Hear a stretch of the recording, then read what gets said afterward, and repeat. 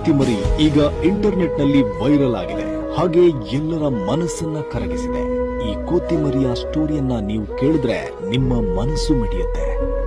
ಜಪಾನ್ನ ಒಂದು ಝೂನಲ್ಲಿ ಈ ಪಂಚ್ ಅನ್ನೋ ಕೋತಿಮರಿ ಹುಟ್ಟುತ್ತಾ ಅದು ತನ್ನ ಅಮ್ಮನನ್ನ ಕಳೆದುಕೊಳ್ಳುತ್ತೆ. ಬೇರೆ ಕೋತಿಗಳೆಲ್ಲ ಅದನ್ನ ದೂರ ಮಾಡುತ್ತೆ. ಸಾಮಾನ್ಯವಾಗಿ ಕೋತಿಗಳೆಲ್ಲ ತನ್ನ ಗುಂಪುಗಳೊಂದಿಗೆ ಹಾಯಾಗಿರುತ್ತೆ.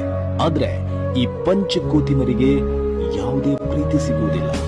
ಝೂ ಕೀಪರ್ಸ್ಗಳು ಇದಕ್ಕೆ ಊಟ ಹಾಕುವುದು, ಆಟ ಆಡಿಸುವುದು ಎಷ್ಟು ಬೇಕೋ ಅಷ್ಟನ್ನ ಮಾಡ್ತಾ ಇರ್ತಾರೆ. ಆದ್ರೆ ಅದರ ಅಮ್ಮನ ಸರಿಸಮಾನವಾಗಿ ಪ್ರೀತಿ ಕೊಡಲು ಸಾಧ್ಯ ಇಲ್ಲ. ಉಳಿದ ಕೋತಿಗಳು ಅದನ್ನ ದೂರ ಮಾಡುತ್ತೆ. ಒಂದು ದಿನ ಯಾರೋ ಝೂಗೆ ಬಂದವರಿಂದ ಒಂದು ಟಾಯ್ ಬೊಂಬೆ ಝೂಗೆ ಬೀಳುತ್ತೆ. ಪಂಚ್ ಅದರ ಹತ್ತಿರ ಹೋಗಿ ಬೆರೆಯುತ್ತೆ. ನಿಮ್ಗೆ ಆಶ್ಚರ್ಯ ಆಗಬಹುದು, ಅದು ಎಷ್ಟರ ಮಟ್ಟಿಗೆ ಅದರ ಜೊತೆ ಬೆರೆಯುತ್ತೆ ಅಂದ್ರೆ ಅದರೊಂದಿಗೆ ಆಟ ಆಡುತ್ತೆ, ಅದರ ಜೊತೆ ಊಟ ಮಾಡುತ್ತೆ. ಬೇರೆ ಕೋತಿಗಳು ಅದನ್ನ ಅಟ್ಯಾಕ್ ಮಾಡಲು ಬಂದ್ರೆ ಅದನ್ನ ರಕ್ಷಣೆ ಮಾಡುತ್ತೆ. ಸಂಪೂರ್ಣವಾಗಿ ಬೊಂಬೆಯೊಂದಿಗೆ ಬೆರೆತು ತನ್ನನ್ನೇ ತಾನು ಸಾವರಿಸಿಕೊಳ್ಳುತ್ತೆ. ತನ್ನವರೇ ಯಾರೋ ನನ್ನೊಂದಿಗಿದ್ದಾರೆ ಎಂಬಂತೆ ನೆಮ್ಮದಿಯಿಂದಿದೆ.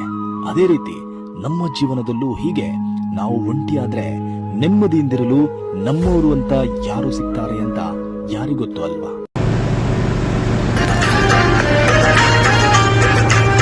पंखे हवा में बेजुबा में लगाने आऊंगा, रातों को तेरा